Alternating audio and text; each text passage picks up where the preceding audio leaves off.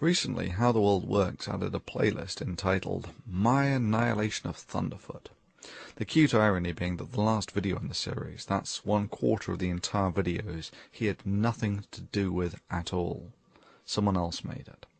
He has since retitled it, The Video That Thunderfoot Does Not Want You to See. Here's a word for you to get acquainted with How the World Works. Plagiarism. I have several issues with the video. There is, of course, the amusing irony that How the World Works plagiarized video about the invalidity of what he cites as my ad hominem attacks would be ad hominem attacks by his own definition. You're half a step away from calling him Four Eyes or telling him that your dad can beat up his dad. But more than that, when in the very clip that he shows to compare my video to How the World Works, there is a clock in the corner of my video giving people an idea about the rhetoric density. He then compares this to about 15 seconds cut out of two 10-minute videos in which he finds a comparable number of derogatory terms. Many would see this form of cherry-picking as intentionally misleading, as it cuts out 99% of the video and context from which it's clear why I reach the level of disdain that I have for How the World Works. Allow me to make this clear.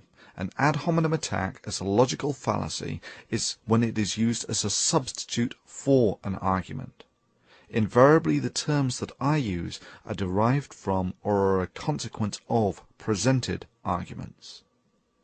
And yes, I make no secret of my disdain for someone who engages in actions as antisocial as selling disinformation and conspiracy theories, especially ones which may end up affecting the future of mankind, for cash. The second that North Korea got a missile and was threatening to launch it, we should have bombed the missile site. Period. I think branding this jerk as Captain Stares-a-Lot is both fitting and humorous under the circumstances. Similarly, Mr. Buster correctly quotes me as saying that I do not attempt to monetize the Thunderfoot channel, as this could be used as an unfair criticism from suggesting a conflict of interest or some such. And yeah, that does put a fiscal value on the level to which I honor the integrity of this channel. He then suggests that I am a hypocrite due to my criticism of How the World Works. But of course, it is an entirely fair criticism of How the World Works. He is a money-grubbing subscriber whore, and the fact that I do not attempt to monetize my channel to maintain its integrity does nothing to nullify this. But let's be fair about this, and watch another 30-second video that How the World Works has since deleted, so that we can more fully make up our mind. Hi everyone, today is the new year, and I just want to thank everybody who subscribed to my new channel, How the World Works. Everyone knows that I was hoping to get around 200 subscribers by today. I got around 330. So everyone who subscribed, thanks a lot. And if you haven't subscribed, go over to How the World Works and subscribe right now. I'm going to be offering some promotional prizes for subscribers, and I'm going to be creating some new videos, so you're going to want to check them out. Go over there, subscribe to How the World Works. Hope you have a good new year. And yeah, his intentions and his motives are relevant. Intentionally making money through disinformation is significantly worse than merely making money through disinformation. You clearly disagree with some of the arguments that were made. Let's take, for instance, slavery. His relation of capitalism to slavery was not only a display of his gross misunderstanding of capitalist fundamental roots, but an abject attempt to pull on the heartstrings of his viewers, despite a completely irrational and non sequitur argument. With respect to slavery, I say that no, by historical observation, slavery can function perfectly happy within society if the society permits it, and it has done so for several thousand years. And yes, the American slave trade demonstrates explicitly that capitalism has no issues about slavery. To say that I misrepresented or misquoted anything here is simply a denial of reality and history. Similarly, claiming this is merely an appeal to emotion is just not true. Its effects are directly relevant today. A brief history of the United States. About 250 years ago, the country was founded with a Declaration of Independence, after which, for about 100 years, slavery and the slave trade were acceptable and profitable in the United States. And yes, profitability is the only metric of success in capitalism. And yes, there are exceptionally brutal elements to this. Look at the practice of slave breaking. For obvious reasons, slavery was financially more expedient for menial work than employing free men. About 150 years ago there was the Civil War, when it was decided that slavery was really not terribly ethical. And yeah, that's right, people fought a war primarily over this.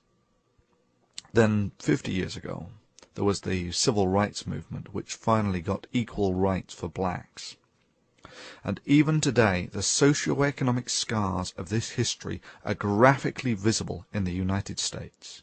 And I speak with the experience of one who has seen more of it than most.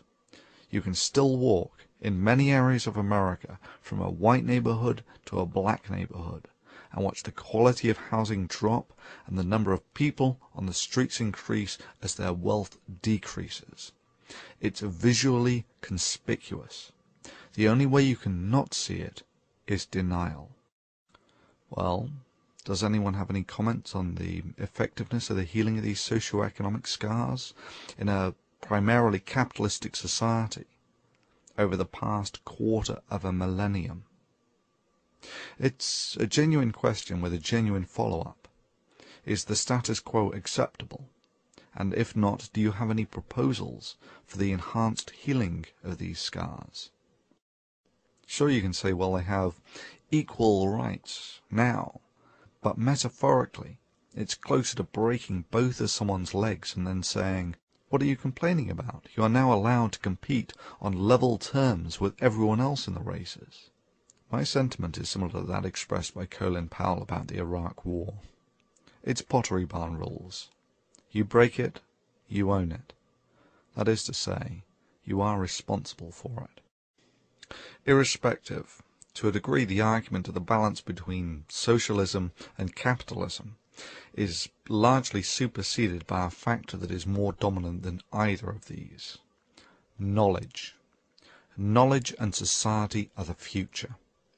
Indeed, the interplay between knowledge, society, and the advancement of civilization was next on the cutting board before I got distracted by Captain Stairs-a-Lot. Thankfully, How the World Works has effectively scurried away with his tail between his legs, in rather a timely fashion, I may add, as I have real-world commitments for the best part of the next 3 weeks or so, and really can't do anything anyway. But after that, say anything demonstrably stupid, and your ass is toast.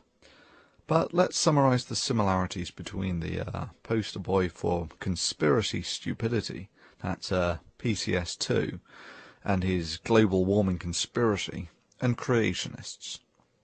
Both show contempt for the most qualified people in the world when they field educated opinions on their subject. Both are happy to quote mine in order to misrepresent and mischaracterize what they perceive as their opposition. Both think that the science that built the civilization they live in and are utterly dependent upon is made up of some evil conspiracy out to get them. Both have no issues with plagiarism. Ad hominem attacks, of course, and here you will notice that the attack on the person is a substitute for the argument. Answer: you work for the United Nations and you're a leftist. And if you want to hear the word from another leftist and viral Marxist, just listen to James Hansen from NASA. He's back at it again, even though his old boss said he should have been fired. James Hansen claims that the democratic process is not working to fight global warming. Hey James, the reason why the democratic process is not working to fight global warming is because the majority of people are realizing that you and Al Gore are charlatans. Both demonstrate their lack of character and moral fiber, in that YouTube gives them the ability to censor comments, and both zealously engage in the activity. And of course both, when all other options have been exhausted, simply tip the board over and declare victory. So experts, now that I went through every one of your arguments and completely annihilated them... Regrettably, How the World Works. Sorry.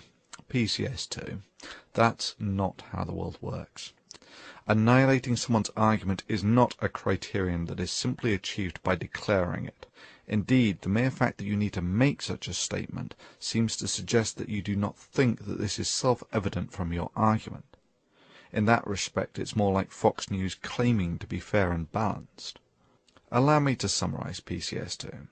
Braying about how smart you think you are does little to add to your credibility when you are categorically wrong on multiple elementary levels, especially when you further compound your errors by further attempting to justify your ignorance by a variety of deeply unconvincing excuses, and then finally claim that factual veracity is not important as it's only YouTube and who the heck cares, and then ultimately, when all other possible options have been explored, you correct your mistake.